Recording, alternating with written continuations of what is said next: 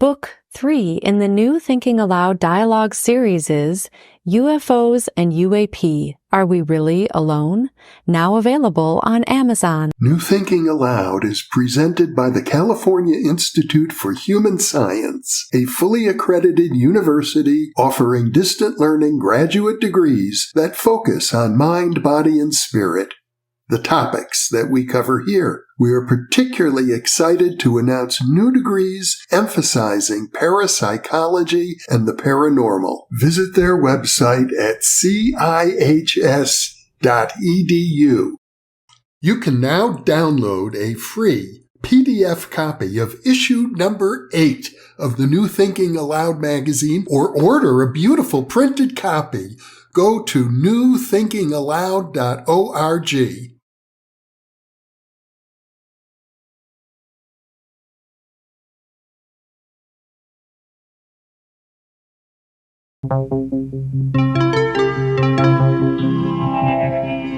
Thinking Aloud.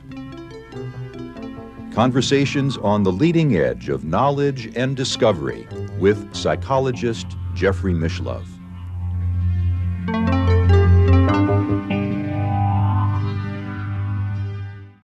Hello and welcome. I'm Jeffrey Mishlove. Today we will be exploring the Rigveda, which is arguably the oldest spiritual scripture in the world. My guest is Dr. Debashish Banerji, who is the Haridas Chaudhuri Professor of Indian Philosophies and Cultures, and he is also chairman of the Department of East-West Psychology at the California Institute of Integral Study in San Francisco. In addition, he is the author of 7 Quartets of Becoming, which is his interpretation of the yoga psychology of Sri Aurobindo, and he is the editor of a new anthology, Critical Posthumanism and Planetary Futures. Welcome, Debashish. Thank you, Jeffrey. It's a pleasure to be with you once again. Thank you. It's always a pleasure to be with you. I recall studying the Rigveda as an undergraduate student, and when I took a course on the religions of India. It's the first thing that students are exposed to, typically, I think, in that course. And I found the hymns very beautiful and moving, particularly the hymn of creation. Quite true. And you're talking about the hymn of creation, which is the one that speaks of the emergence out of nothing. Yes. Right. That's in the 10th or the last volume of the Rigveda. Mm-hmm. And actually that volume is interesting because it starts introducing a new kind of voice and new kinds of themes into the entire corpus of the Rigveda, which is made up of 10 volumes, or mandalas as they're called. And how do we date them? Because I know there's an oral tradition that precedes them ever having been written down. Sure. And the oral tradition continues. So even today, there are schools that teach the Rigveda through memorization and oral repetition. Mm-hmm. But there is a lot of controversy about the dating. I mean, the mainstream dating still puts it around 1500 BC. But of course, it's a little hazy as to when these hymns were created. One thing we know about the hymns from internal evidence of the texts is that they were created in the northwestern part of India, and that they're already referring to forefathers that came a long time before. Mm-hmm. And a lot of the hymns are attributed to these forefathers called the Angirasa rishis, or seers. The great sages of antiquity, right? Which almost every culture refers to something comparable. Quite, yes. Mm-hmm. Yes. So I guess it's fair to say, and we've discussed this in a previous interview on the history of yoga, right? When we were together, 3 years ago now. Sure, yeah. Prior to the Vedic culture, there was the Harappa culture in India. Yes, the general understanding is that going back to about the middle of the 3rd millennium BC, there was already an urban civilization in India, which has been called the Indus Valley civilization in the northwestern part of India. And they had their own religion or their own kinds of spiritual practices that may not have been the same as what we get in the Veda. So the Veda brings in something new, a new cosmology, new understanding of man's place in the universe, and perhaps new practices. And as I recall from our prior interview, in the Indus Valley culture, it's very likely that yoga practices began there. Yes, very, very likely. From the seals, we get the signs of what we later call yoga. Yes. And that we see in these seals that have survived representations of many animals, suggesting a kind of shamanistic yoga culture that existed before the very first Vedas. Absolutely.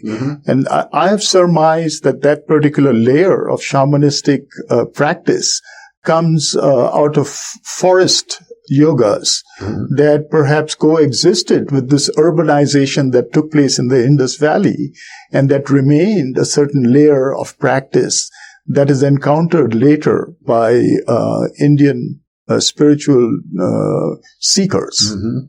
So the Rigveda is characterized by, I suppose, amongst other things, a new pantheon, a new set of deities.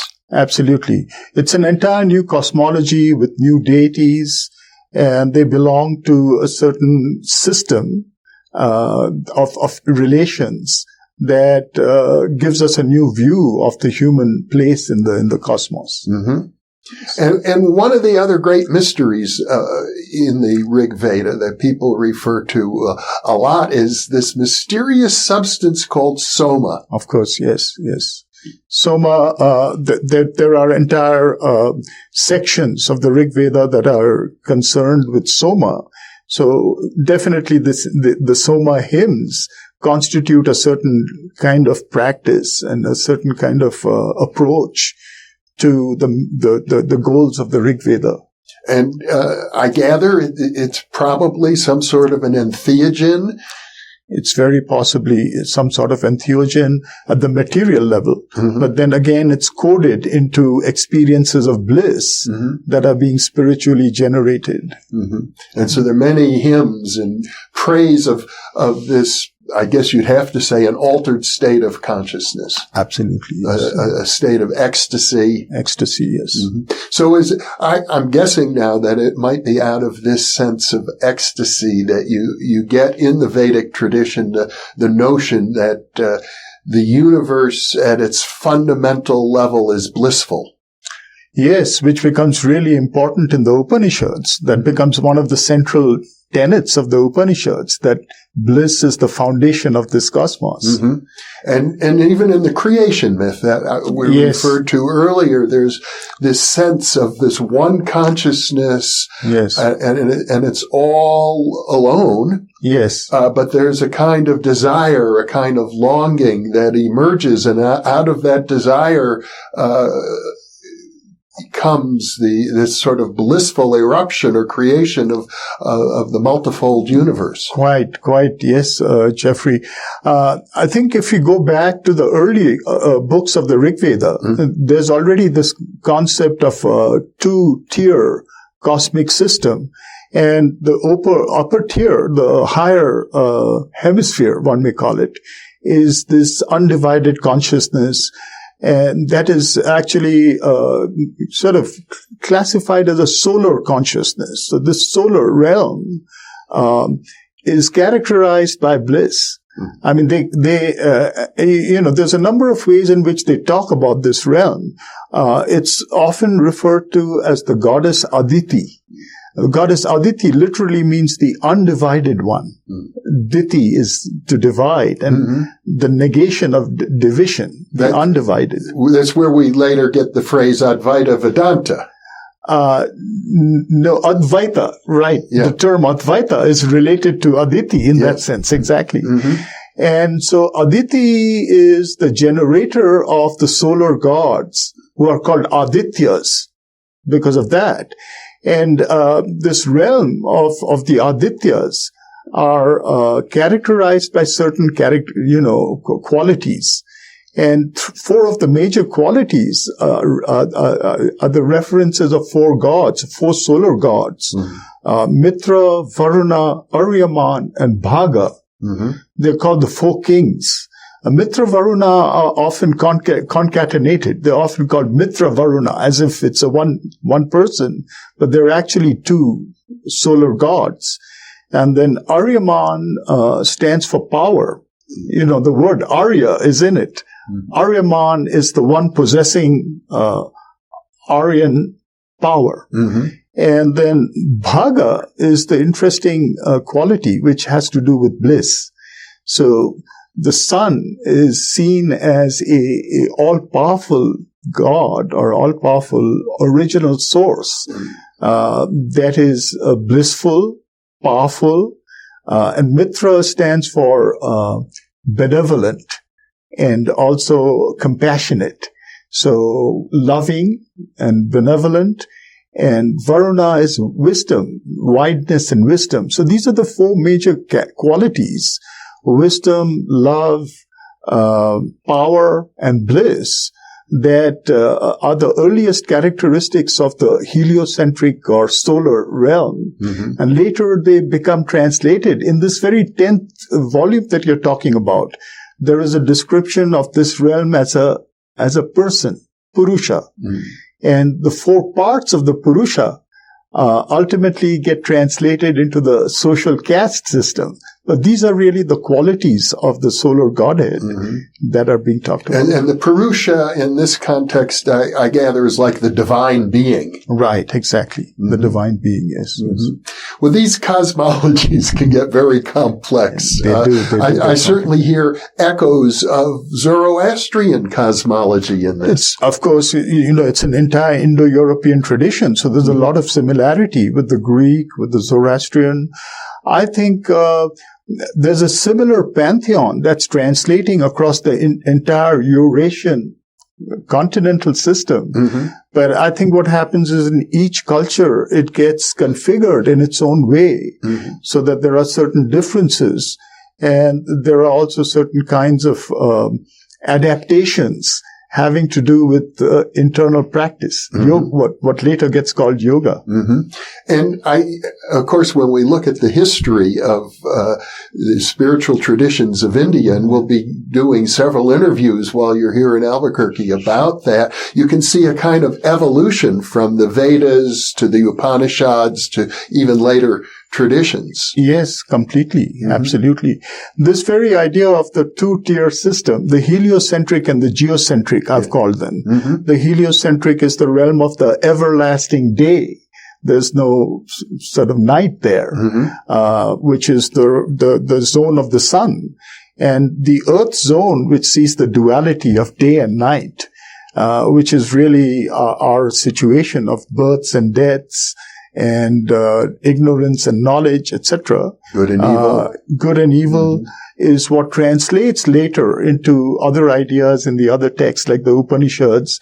It becomes the distinction between vidya and avidya, or knowledge and ignorance, and so on and so forth. And so I think this original cosmic scheme in the Veda is really protean and carries through in the later evolution of the Indian spiritual systems. And this tension between the idea that all is one, that we're all part of one great consciousness, right, as opposed to being trapped in a world of duality where we see ourselves as separate from the rest of the world. Right.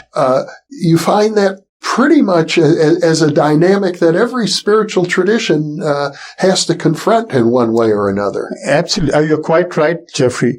But I think how we look at it is what makes a difference, and from culture to culture. Either we can look at it as an opposition, or we can look at it as a complementarity, or we can look at it as a unity that is reconfigured in 2 different zones.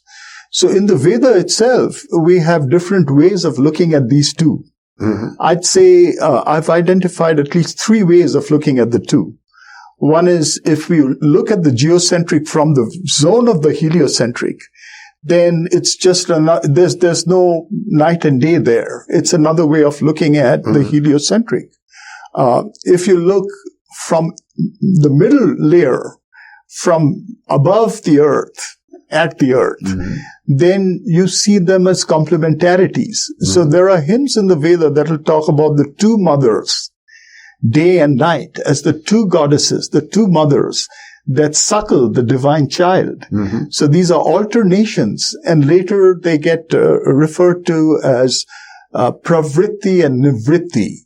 Pravritti is the tendency to manifest, and nivritti is the tendency to reabsorb into the nothingness, so that there is the preparation for a new manifestation. So these alternations are really the way by which radical infinity manifests itself in new ways again and again. And then if you go into the geocentric, then we have a new way of looking at dualities that is more frightening.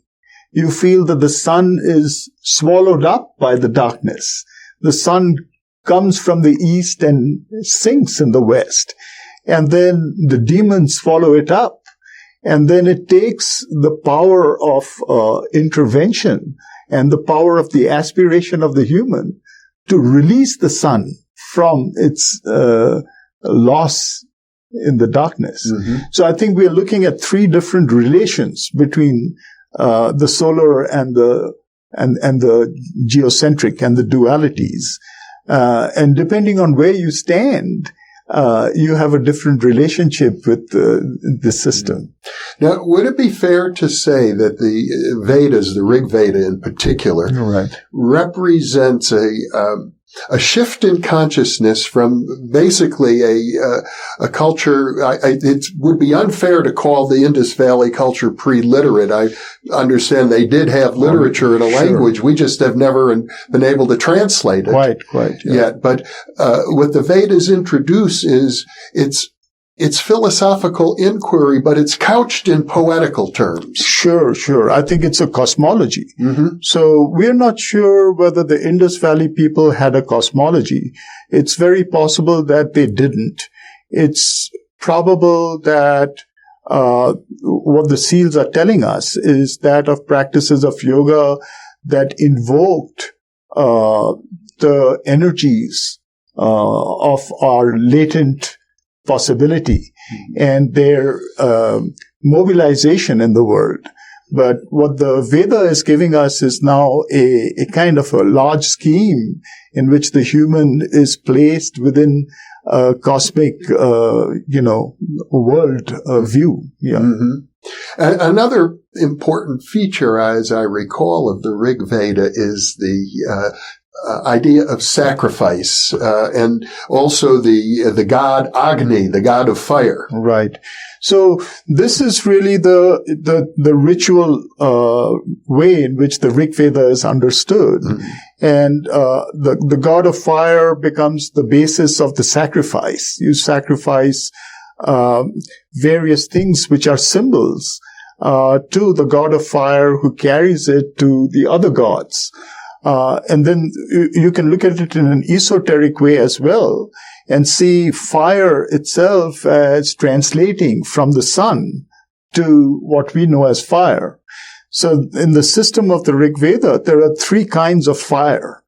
There is what's called solar fire, Saurya Agni, which is the fire of the sun, of the undivided realm. But then inside the geocentric, at night, you have the fire of lightning, the thunderbolt. And Indra represents the sun in the night and mobilizes what is called Vedyuta Agni, which is interestingly the word for electricity, electric fire. And electric fire shows up large tracts of land in the darkness, so that we can create a picture of what we can't see. See, so really it's the power of intuition that gives us, hypothesis to understand what we don't know. And then it translates on the earth realm to what we know as fire, Agni. Agni as the god is the one who is the will or just like Heraclitus was talking about fire as really the will by which we rise to a higher realm. It's a call, an invocation. So the loss of the sun is represented by the fire that calls to the sun. And the intervention of lightning is what causes the sun to return from its loss in the darkness. So this is how the system works as a kind of a practice. And the ritual you're talking about is really a dramatization of the internal practice, if we look at it like that, which all ritual is in a certain sense. It's a dramatization of psychological processes. And Indra, the god who hurls the thunderbolts, is sort of the king or the emperor of the gods, very reminiscent of Zeus or Thor. Absolutely, yes, yes. I think in the Indo-European system, he's the king of the gods, because in a way, the gods are below the heliocentric realm.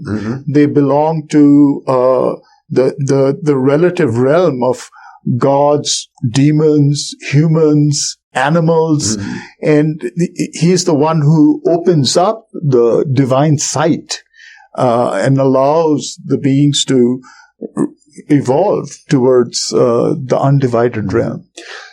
Now, coming back to sacrifice, in the Judeo-Christian tradition, sacrifice is also very important as a kind of giving up of something physical in order to, I suppose, obtain something from a higher supersensible realm. Yes. Is that the way it's portrayed in the Rigveda? To a large extent, yes, I'd say so. I think that notion of sacrifice that you just mentioned, the Judeo-Christian, carries through to Christ himself as the Lamb of God, as he's called.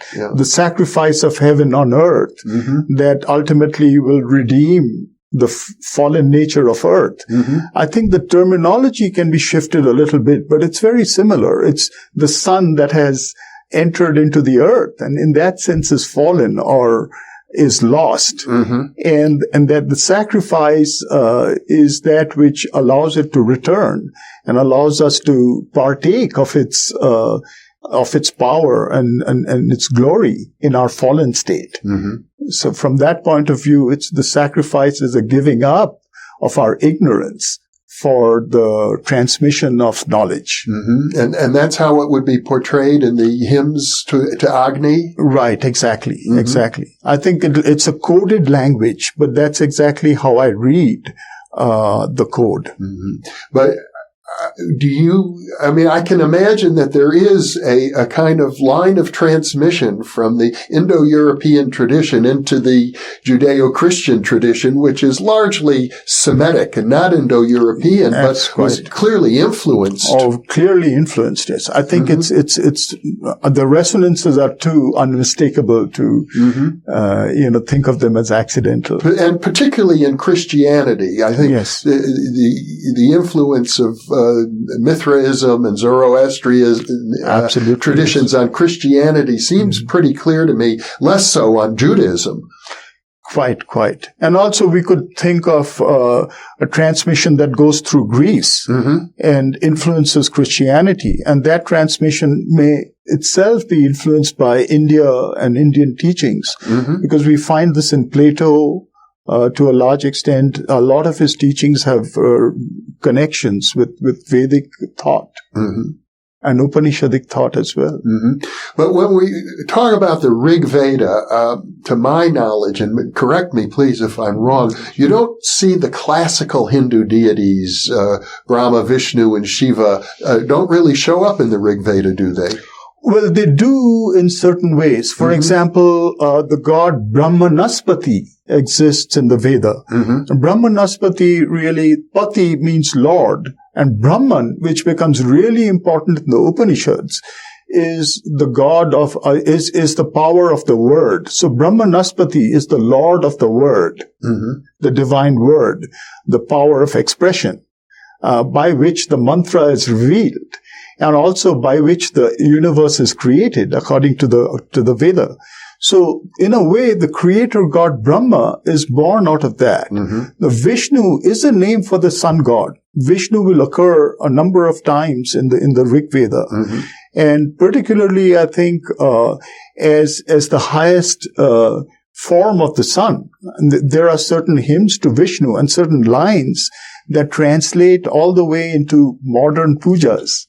One of the really important ones, for example, is a set of lines that talk about Vishnu as the eye wide extended in heaven, which looks at the creation and towards which the gods always are turned. In other words, this is the heliocentric realm. And wherever you are, you only look at that. I mean, you see that all the time. So this is the way in which Vishnu, and the word literally means the pervader, is a really important solar god that comes down to us from the Veda. Shiva does not exist as a god, but exists as an adjective in the Veda. So the three qualities of divinity, which we find in Plato as well, as truth, goodness, and beauty, are represented as Satyam, Shivam, Sundaram in the Vedas. Satyam is truth. Shivam is goodness or auspiciousness, and Sundaram is beauty. So Shiva becomes one of the Janus-faced properties of Rudra, who is a major god in the Rigveda. I see. And then later you find Shiva having the name Rudra as well, and being this god who is extremely benevolent sometimes and ruthlessly fierce sometimes, having these two qualities. So in a way, there is a translation out of the Rigveda into the later gods. But a lot of the other gods become demoted or lost. Indra, for example, is at a later period demoted due to his confrontation with Krishna. Indra and Krishna Krishna supplants Indra in a sense.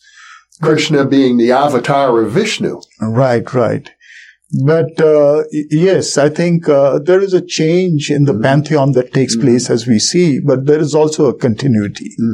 Well, I guess when we look at the various polytheistic traditions, I gather that what we see is that villages in prehistoric times each village had its own village deity, and then gradually these village deities became, I suppose, by poets and bards, they became amalgamated and combined in different ways. So it's a very fluid kind of cosmology. Very true. That they become integrated into a bigger system. Some get demoted, some get raised, some become more popular. I think apart from the bards and seers and spiritual teachers, there's also politics involved in all this. There are kings and important leaders that promote certain types of pantheons or certain gods or maybe certain village deities that take the place of others. And so you see a little bit of kind of movement in these fluid systems. And I also sense a kind of dynamism between the Aryan deities, the Indo-European deities that are so similar to what we see in Greece, for example, as opposed to the native deities of the people, the indigenous people who were in India before the Aryans. Sure. I mean, we're not, that history is a little hazy at this point. We really don't know who were the pre-Aryan or what exactly happened at that point. But certainly, as you say, for example, in the Rigveda itself, the god Rudra, who later becomes Shiva, is referred to as an outsider god. He's a god of the storm who comes almost like a kind of a nomad incursion, a god of the forests, a god of the periphery who invades, as it were. And the hymns in the Rigveda are prayers to this fierce god not to attack with its, with its malefic gaze, the cattle and the people, the children, the cattle of the settlers, so to say, but to turn his benevolent face towards them. So there's already this notion of a kind of almost an outsider god who can be very destructive, being integrated into the pantheon and being made into a friendly god. You see, so there's an ambiguity in the process of that conversion that we find. So this is what happens. We also find a large number of mother goddesses in the Indus Valley. And though we do have important goddesses in the Veda as well, like Aditi, the supreme goddess of the undivided realm, and the agents that work with Indra, there are goddess agents that work with Indra. But a large number of other goddesses make their reappearance at a later point. And these may very well have been the Indus Valley goddesses, mother goddesses, that continued in village practice and other local practices and become really important at a later point. And there's also foreign goddesses, like goddesses like Ishtar and other goddesses of the Mediterranean realm that make their entry and then become very important indigenous goddesses at a later time. Well, one of the characteristics of the whole Hindu tradition is this ability to integrate every religion. They didn't seem to have any any sense that some deity would ever be outside of their pantheon. Yes, that's entirely true. I mean, and that goes on even today. I mean, in local practice, for example, there's many people who feel that Christ belongs to the pantheon of avatars. Sure. Of Hindu avatars. And if you tell them that Christ belongs to Christianity, they'll be surprised that in some other religion. They think he has seamlessly entered into the Hindu pantheon. I mean, except for, well, even monotheism can be found within Hinduism. Sure. And Advaita Vedanta is a monotheism for that matter. So I think these are various schools that have come to exist in a kind of a large tolerant system. There is some intolerance within it as well. But I think the interesting thing is that I think the privileging of individual choice to follow certain paths of becoming and allow others to do the same has allowed this fluidity to exist. I mean, I do have this sense that the cultures of India that emerged out of the Vedic tradition are among the most tolerant in the world. I would think so too. And later on, we'll be talking about the Bengali Renaissance, which really did emphasize this cosmopolitan quality towards spirituality. Very true, yes. So, in general, when I think of the Judeo-Christian versions of monotheism, including Islam, they seem to be very intolerant of the earlier polytheistic cultures, but not the reverse. True. I think this happens because it becomes an ideology. It is a mental system. One takes a certain view and then makes that into the absolute view, the only view there is. But, one of the definitions of Brahman, which is the way in which the Upanishads look at this heliocentric realm, is that it is one and infinite at the same time. And this is a paradox of our existence. In other words, our own finite existence, when confronting infinity, is something that tries to reduce it to one as a numerical sort of reality. When actually it's not a numerical reality, it's the absolute one that is infinite at the same time.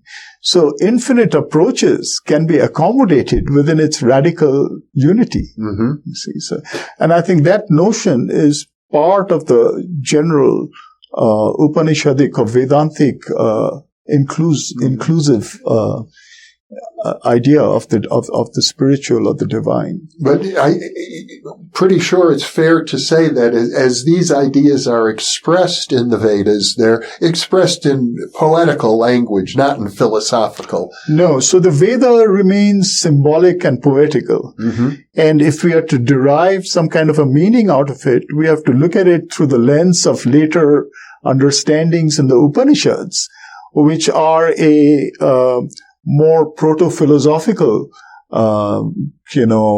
formulation of Vedic ideas, and with maybe new ideas within them as well. So you might say there's a kind of a parallel between the culture of India and the culture of Greece that moved from the mythological into sort of a proto-philosophical realm and then into some very serious and rigorous philosophy. Absolutely. Exactly. I agree with you, Jeff. I think that's what happens.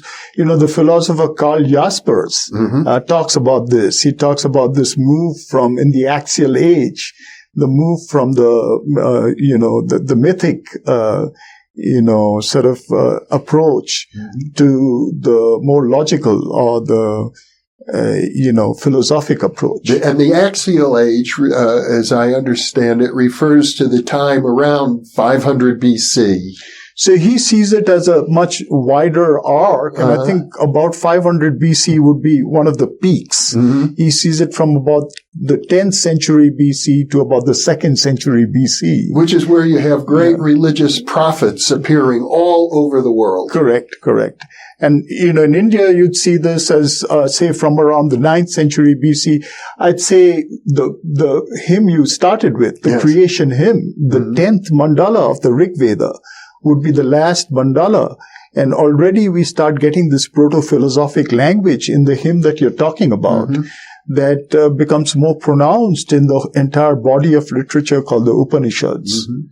Well, I suppose what really distinguishes the Vedas, though now that I think about it, is it wasn't just poetry like you might find in the works of Homer or something. It was accompanied by a whole tradition of spiritual disciplines. Really, yes, absolutely, Jeff. And I think what has happened in interpreting the Veda, because it's so mysterious and symbolic, is that people have concentrated on its ritual use.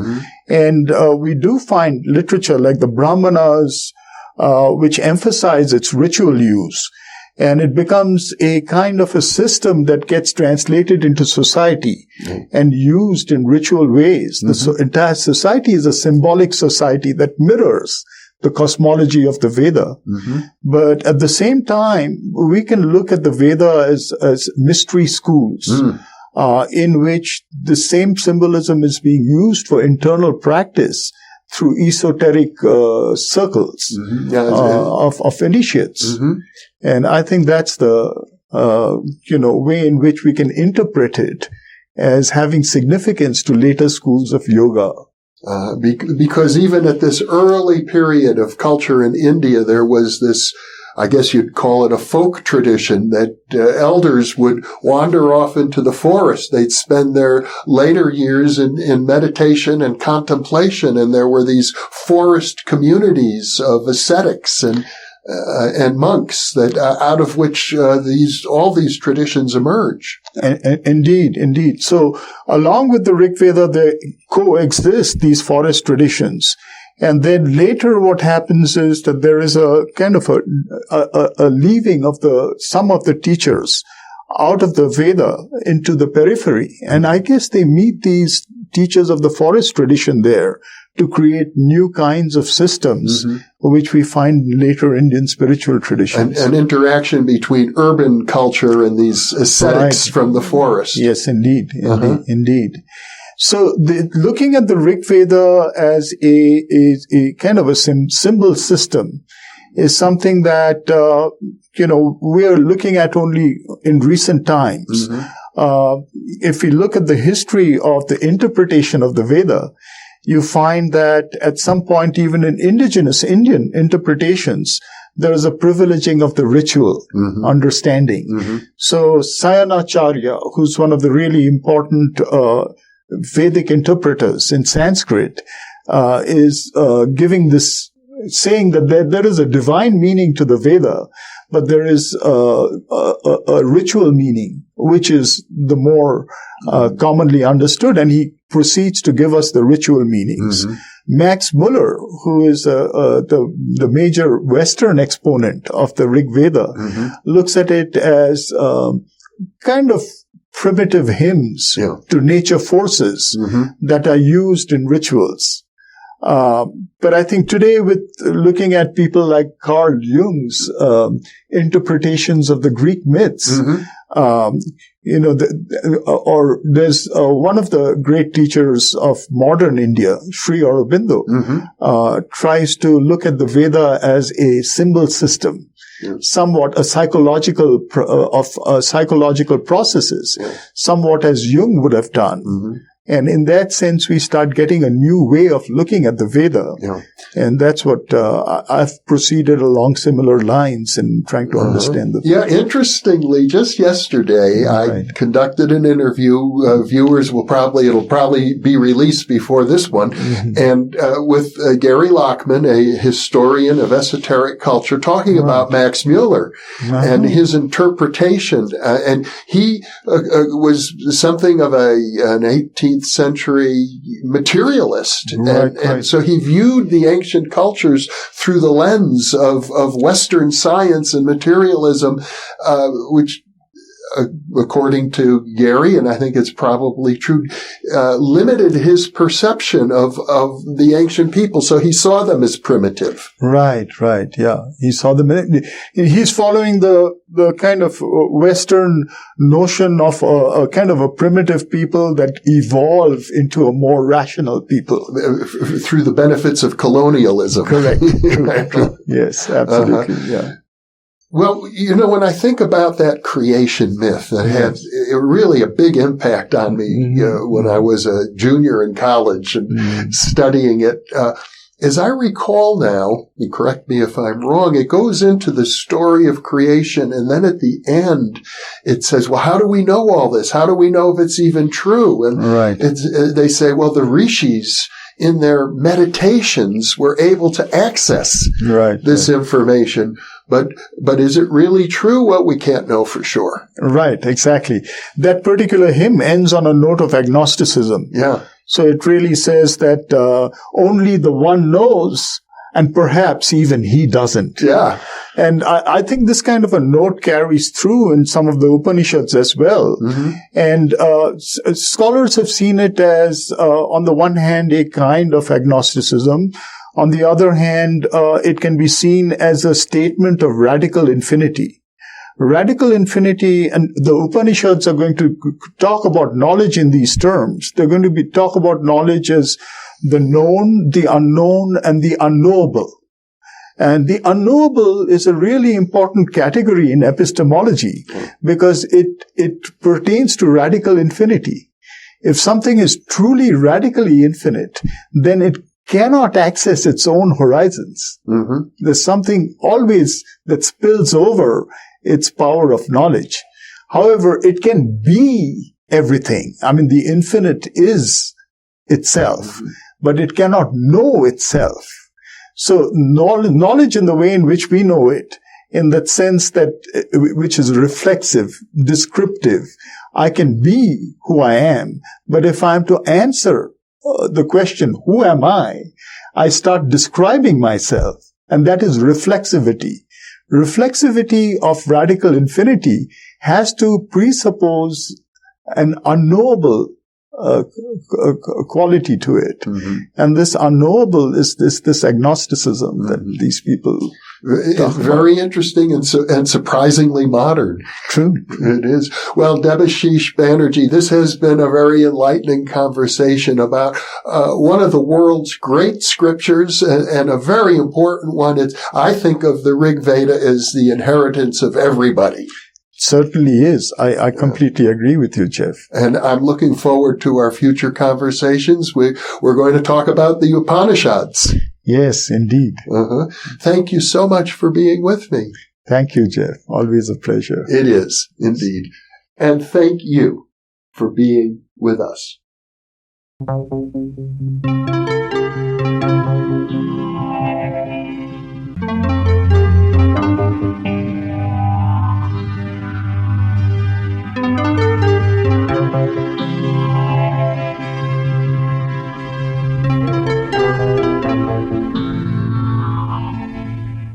Book 3 in the new Thinking Aloud dialogue series is UFOs and UAP, Are We Really Alone?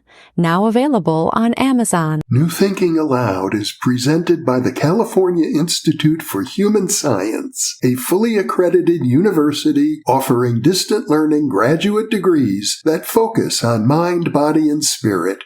The topics that we cover here. We are particularly excited to announce new degrees emphasizing parapsychology and the paranormal. Visit their website at cihs.edu. You can now download a free PDF copy of issue number 8 of the New Thinking Aloud magazine or order a beautiful printed copy. Go to newthinkingaloud.org.